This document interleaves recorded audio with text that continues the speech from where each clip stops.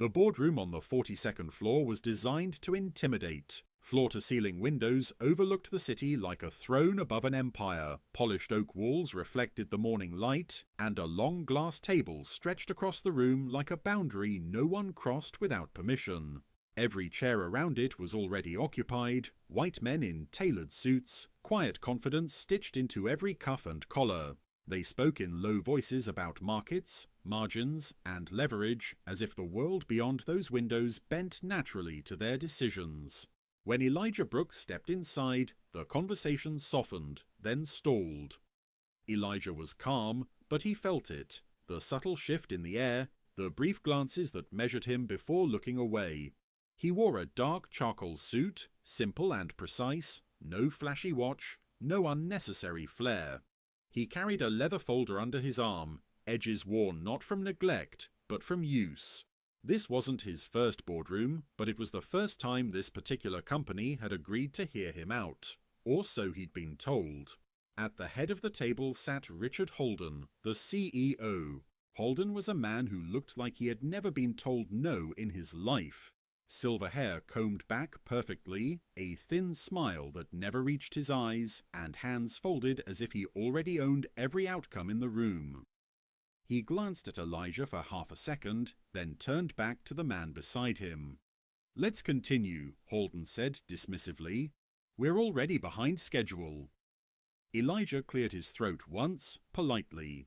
"Excuse me, Elijah Brooks. I'm here for the 10 o'clock investment review." Holden didn't look up right away. Right. When he did, his eyes skimmed Elijah again, slower this time, like rereading a line he didn't expect to see. "Yes." "Right," Holden said, drawing out the words. "Have a seat. Someone will get to you." He gestured vaguely toward the far end of the room, away from the table, away from the screen, away from the conversation. There was no chair there, just a strip of wall and a potted plant. A few board members exchanged looks. One suppressed a smirk. Another pretended to check his phone. Elijah didn't move. "I was scheduled to present," he said evenly. "I was told I'd have 15 minutes. Holden smiled thinly, the kind of smile that carried power and insult in equal measure. "Yes, well, we have several priorities today. Sit and wait." The words landed heavier than they sounded. Sit and wait. Not please, not will be right with you. An instruction. A reminder of where Holden believed Elijah belonged in the hierarchy of that room. For a moment, silence pressed in. Elijah felt it again. That familiar mix of anger and restraint, of history repeating itself in quieter, more polished ways. He had learned long ago that prejudice didn't always shout. Sometimes it whispered behind glass tables and million-dollar decisions. Slowly, deliberately, Elijah set his folder on the table instead of moving away. "I'll stand," he said calmly. "It won't take long." Holden's smile tightened. "I didn't ask you to stand." Elijah met his gaze without flinching. "And I didn't ask to be dismissed." The room went still. Pens paused. Breathing shifted. No one spoke. Holden leaned back in his chair, clearly irritated now. "Security," he said casually, as if ordering coffee. "Let's keep things moving."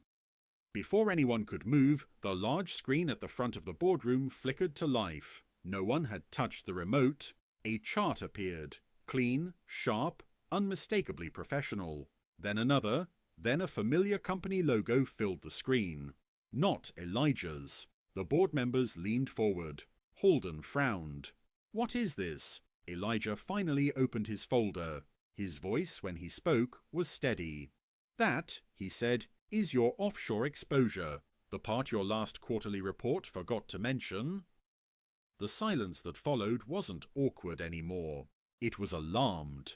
The conference room on the 47th floor was designed to intimidate. Glass walls framed the city like a conquest. Polished marble floors reflected the ceiling lights, and a table long enough to feel like a distance rather than furniture stretched through the center. This was where decisions were made quickly and people were dismissed even faster. When Marcus finally entered, conversations softened but did not stop. They never did for him. He took his seat at the far end, exactly where the assistant had pointed without looking up from her tablet. Marcus sat straight, hands folded, face calm. Inside, though, his thoughts were sharp and deliberate. He had waited 3 months for this meeting. 3 months of emails unanswered, proposals misplaced, follow-ups met with polite silence. And now that he was finally here, he could already feel it. He was not expected to speak. He was expected to wait. Across the table, the board members laughed lightly at something the CEO, Richard Hale, had just said. Hale leaned back in his chair, confidence radiating from him as naturally as breath. Silver hair, tailored suit, practiced smile. He glanced briefly at Marcus, just long enough to register him as present, then turned back to the others. "We'll start once everyone important is ready," Hale said, his eyes lingering a second too long on Marcus before sliding away. A few people smirked. One woman adjusted her papers, avoiding Marcus's gaze entirely. Minutes passed, then more minutes. The meeting began without acknowledging him. Charts appeared on the screen. Financial forecasts, expansion plans, acquisitions. Everything Marcus had already analysed months ago, often with better data than what he was seeing now. He watched quietly, absorbing not just the numbers, but the tone, the certainty, the arrogance. At one point, Marcus cleared his throat gently. The sound was barely audible, but it broke the rhythm of the room. Hale turned, eyebrows raised, irritation flashing before being smoothed into a smile that didn't reach his eyes. "Yes?" Hale asked. Marcus spoke evenly. "I believe the projections on the Southeast expansion underestimate infrastructure costs by at least 12%. The room froze, not in shock, but in offence. Hale let out a short laugh, the kind meant to disarm, but actually dismissed. "That's noted," he said. "Why don't you sit and wait? We'll get to you if needed." The words landed heavy. Sit and wait. As if Marcus were a child, as if he had wandered in by mistake, as if he had not built 3 profitable companies from nothing, as if his presence were a favour, not an opportunity. Marcus nodded once and said nothing more. He felt eyes on him, curious, amused, skeptical, but none respectful. Hale turned back to the screen, already done with him. But Marcus was not done. He glanced down at his leather folder, fingers brushing the edge. Inside were documents Hale had never seen. Board-level audits, internal emails, financial trails that told a story far different from the confident presentation on the screen. Marcus had not come to argue projections. He had come because he knew something no one else in the room realized yet. And while they talked, laughed, and underestimated him, the clock was quietly working in his favor. The boardroom doors closed with a soft final click that somehow echoed louder than the insult that had preceded it. The long glass table gleamed under the recessed lights, surrounded by white leather chairs already occupied by men and women in tailored suits. At the far end of the room sat the executive board, faces calm, distant, practiced. They were used to power, used to controlling outcomes, used to deciding who mattered. Marcus Reed stood alone near the entrance. Only minutes earlier, the interim chairman, Lawrence Whitaker, had waved him off with a thin smile and a dismissive hand. "Have a seat outside, Mr. Reed," he had said. "The board will call you when we're ready." These discussions can take time. Sit and wait. The words still rang in Marcus's ears, not because they were new, but because they were familiar. He had heard them in banks, in venture capital offices, in polished hallways where success wore a specific face and spoke in a specific tone. The difference now was that this time he had not come to ask for permission. He took the seat they indicated, alone, just beyond the glass walls of the boardroom. From where he sat, he could see everything. The subtle glances, the way a few board members leaned toward one another, whispering. The faint amusement on Whitaker's face as he opened a folder, already convinced this was a formality. Inside the room, the meeting began without him. Marcus folded his hands calmly in his lap. His posture was relaxed, but his mind was sharp, focused. He thought about the years it had taken to get here, the early mornings working 2 jobs, the nights spent refining code, studying market patterns, building a logistics platform that cut shipping costs by 40%, technology this very company now depended on to stay afloat. He thought about the countless times his emails had gone unanswered until a white colleague forwarded the exact same proposal, the meetings where his ideas were praised after someone else repeated them, and he thought about why he was really here. Inside the boardroom, Whitaker cleared his throat. "Before we move on to the acquisition vote," he said, "we have a minor item on the agenda. An outside investor interested in a small stake, Mr. Marcus Reed." A few heads nodded politely. Someone glanced at the clock. Whitaker continued, "He's been persistent, I'll give him that. But given the scale of what we're discussing today, I suggest we move forward and address his proposal later." That was when the silence shifted. A woman near the middle of the table, Eleanor Brooks, the company's legal counsel, raised her hand slightly. "Before we do," she said carefully, "I believe it would be wise to invite Mr. Reed in." Whitaker frowned. There's no need to disrupt the flow. His proposal was ambitious, but unrealistic. Eleanor didn't back down. "With respect, Lawrence, his name appears in several documents we're about to review." That caught their attention. Across the glass, Marcus watched Whitaker's expression tighten.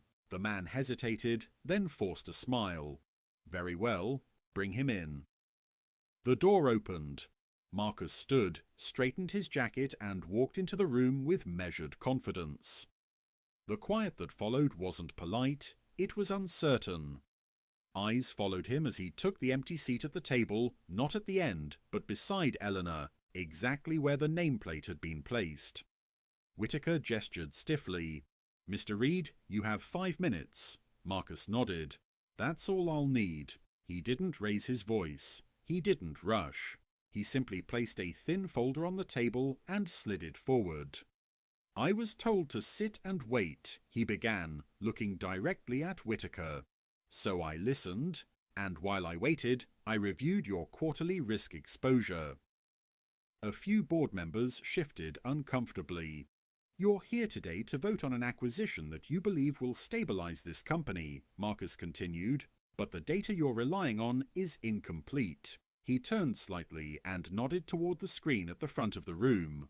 Eleanor tapped her tablet. The screen lit up. Graphs appeared. Red lines, declines. "These projections," Marcus said, "don't account for the dependency you now have on third-party logistics software." Whitaker scoffed. "Our systems are diversified." "No," Marcus replied calmly, "they're not." He clicked a remote. The next slide appeared, his company's logo. "I own the platform that currently routes 47% of your supply chain. Quietly, through subsidiaries you didn't bother to research because the CEO didn't look like what you expected." The room froze. One board member leaned forward. "That's not possible." Marcus met his gaze. "It's not only possible, it's documented. And as of this morning, my firm has exercised its right to terminate service, pending today's decision." Whitaker's face drained of colour. Marcus continued, voice steady. "You told me to sit and wait because you assumed I was asking for a loan. I wasn't. I was offering you a chance to partner before the market realized how exposed you are." Silence swallowed the room whole. Elena broke it softly. "Lawrence, we need to pause the vote." Whitaker opened his mouth, then closed it. For the first time since Marcus had entered the building, he had nothing to say. Marcus leaned back slightly, folding his hands on the table. "I'm done waiting," he said. "Now it's your turn to listen." The boardroom remained silent, not out of courtesy, but because power had just shifted and everyone in the room felt it. The silence in the boardroom stretched longer than anyone expected. It wasn't the awkward pause of a meeting gone off script. It was the heavy, suffocating quiet that comes when power realizes it may have misjudged reality. Every executive's eyes were fixed on the large screen at the end of the room, where the final slide still glowed softly, untouched. The black investor, Elijah Moore, remained standing at the far end of the table, calm, composed, his hands resting loosely in front of him. He did not rush the moment. He let it breathe. Moments earlier, the chairman had waved him off with a thin smile and a patronizing tone. "Please, Mr. Moore, sit and wait. We'll get to you after the serious investors finish." A few people had chuckled politely, others had looked down at their tablets, uncomfortable but silent. No one had defended him. No one had asked who he was. Now, the atmosphere had changed completely. The company's legal counsel cleared her throat. "Before we adjourn," she said carefully, "there's additional context regarding the minority acquisition proposal." Her voice lacked confidence. She looked toward Elijah, then back at the board. "Context we were not previously aware of." Elijah nodded once. "You may proceed." The chairman stiffened at that, at the quiet authority in Elijah's voice. Still, he gestured for her to continue. She clicked the remote. The screen changed. What appeared was not a proposal, not a pitch deck, not a request. It was a timeline. A detailed, meticulously documented timeline showing how, over the past 18 months, shares of the company had been quietly acquired through multiple investment vehicles, shell funds, pension trusts, international portfolios. The names were unfamiliar, the structures complex, but the total percentage at the bottom of the screen was impossible to ignore. 41.6%. A murmur rippled through the room. The CFO leaned forward. "That can't be right," he said sharply. "No single entity owns that much outside the board." The legal counsel swallowed. "No single entity does, but they are all controlled by the same individual." Slowly, almost reluctantly, she turned her head toward Elijah. Every face followed. Elijah finally took a step forward. "I was told to sit and wait," he said evenly. "I did, for 18 months." The chairman's mouth opened, then closed again. Elijah continued, his voice calm but unyielding.